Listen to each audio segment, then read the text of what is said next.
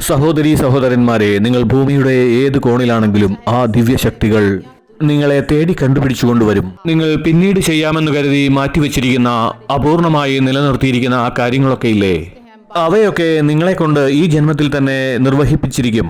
ഗുരുവിന്റെ ആശീർവാദം, അച്ഛനമ്മമാരുടെ ആശീർവാദം, സമാജത്തിന്റെ ആശീർവാദം, അങ്ങനെ എത്രയെത്ര ആശീർവാദങ്ങൾ.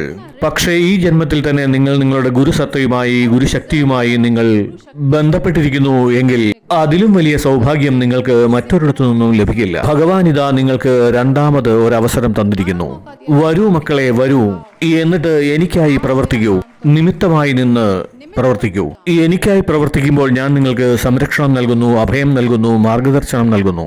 പക്ഷെ നിങ്ങൾ നിമിത്തമായി നിന്ന് എനിക്കായി പ്രവർത്തിക്കൂ. നിങ്ങൾ ഗുരുദേവനായി വളരെ ചെറിയ ചെറിയ കാര്യങ്ങൾ ചെയ്യൂ. പകരമായി നിങ്ങളുടെ എല്ലാ കാര്യങ്ങളും നിറവേറ്റപ്പെടും.